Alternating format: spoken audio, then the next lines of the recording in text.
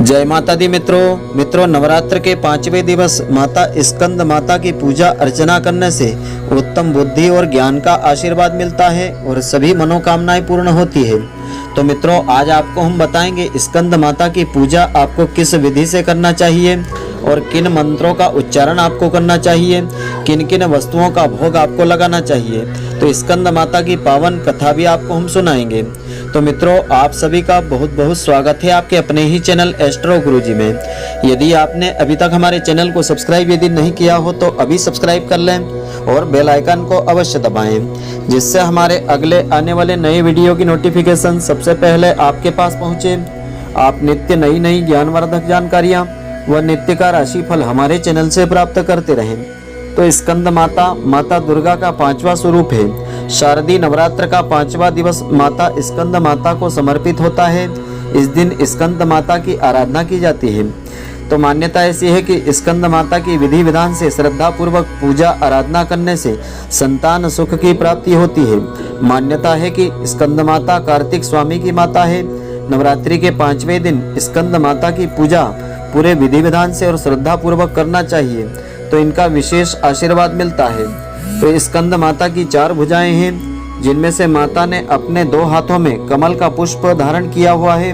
उनकी एक भुजा ऊपर की ओर उठी हुई है, जिससे वह भक्तों को आशीर्वाद प्रदान करती है, और एक हाथ से उन्होंने गोद में बैठे अपने पुत्र स्कंद को पकड़ा हुआ है। यह कमल के आसन पर विराजमान रहती है, इसीलिए इन्हें पद्मासना भी कहा जाता है, और सिंह इनका वाहन है। तो स्कंद माता की पौराणिक कथा इस प्रकार से है। पौराणिक कथा के अनुसार स्कंद माता ही हिमालय की पुत्री पार्वती है, जिन्हें माहेश्वरी और गौरी के नाम से जाना जाता है। स्कंद माता कमल के पुष्प पर अभय मुद्रा में बैठी रहती है। तो माँ का स्वरूप बड़ा ही सुंदर है। उनके मुख पर तेज है। इनका वर्ण गौर वर्ण है, इसलिए इन्हें देवी गौरी भी कहा जाता है। भगवान स्कंद यानी कार्तिकेय की माता होने के कारण इन्हें स्कंद माता भी कहा जाता है। स्कंद माता प्रसिद्ध देवासुर संग्राम में देवताओं की सेनापति थी। इस वजह से पुराणों में स्कंद माता को कुमार और शक्ति के नाम की महिमा का वर्णन आता है। तो स्कंद माता की पूजा आराधना करने से संतान सुख मिलता है, निरोगी काया मिलती है। माँ स्कंद माता की साधना से न सिर्फ संतान सुख मिलता है, बल्कि रोग मुक्ति का आशीर्वाद भी प्राप्त किया जा सकता है। ऐसे में संतान सुख की इच्छा के साथ जो व्यक्ति माता स्कंद माता की आराधना करना चाहता है, उन्हें नवरात्रि की 5वीं तिथि को लाल वस्त्र में सुहाग चिन्ह, सिंदूर, लाल चूड़ी, महावार, लाल बिंदिया तथा सेब और लाल फूल चावल बांध करके माँ की गोद भरना चाहिए। तो स्कंद माता का मंत्र इस प्रकार से है। इस मंत्र का श्रद्धा पूर्वक उच्चारण भी करना चाहिए। माँ स्कंद माता का वाहन सिंह है। इस मंत्र के उच्चारण के साथ ही माँ की आराधना की जाती है। सिंहासन गता नित्यम पद्माश्रित करद्वया शुभदास्तु सदा देवी स्कंद माता यशस्विनी।